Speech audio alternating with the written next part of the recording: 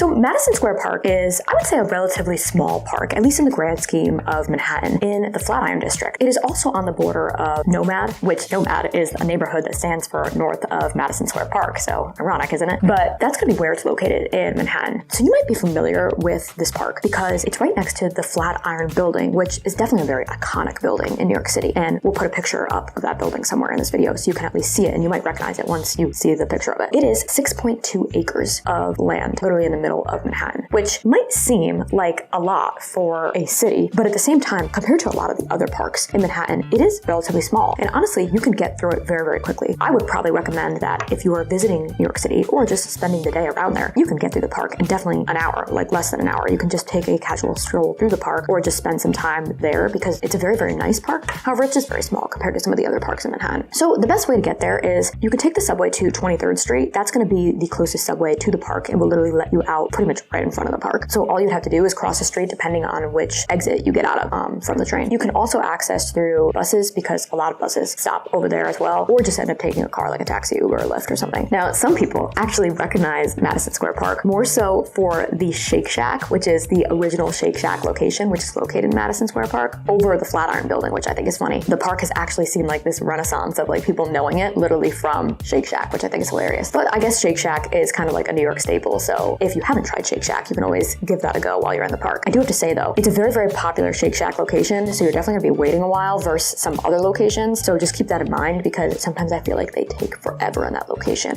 and it's literally just because they have so many orders there. So what else is around the park? The Flatiron neighborhood in general has a lot of good restaurants and bars that you should definitely take advantage of. A lot of people also recognize this area because the main location of Italy in New York City is actually right next to Madison Square Park. I definitely would recommend seeing that as well because what Italy is it's a kind of like a play on words for Italy, and it's literally just like an Italian market. It has fresh Italian food, has a few different restaurants that are very, very authentic, and I actually really, really like Italy, even though it is kind of considered a little bit touristy for somebody who like lives here in New York City. But to this day, I honestly go to Italy all the time. Like, I think the food quality there is like unbelievable. So I definitely recommend you guys checking it out if you are around there. Where can you stay around Madison Square Park? Now, the Flatiron neighborhood does have a good amount of hotels, and Nomad, so that other neighborhood north of Madison Square Park, very small neighborhood, but they actually have been a lot of new hotels that have been popping up in that neighborhood, and it's kind of been like almost crowned very recently like the hotel capital of Manhattan. So you're gonna have a ton of good options there as well. Now, this neighborhood could be a little bit pricey because the places here are gonna be really, really nice. However, if you're definitely looking to splurge a little bit, I would recommend staying in these neighborhoods because you're gonna have a really, really great experience of New York City in these neighborhoods. And I typically would say that. The Flatiron is a little bit touristy. However, it's not gonna be nearly as touristy as like the Times Square Theater District area. So I would say that if somebody's considering staying in that area versus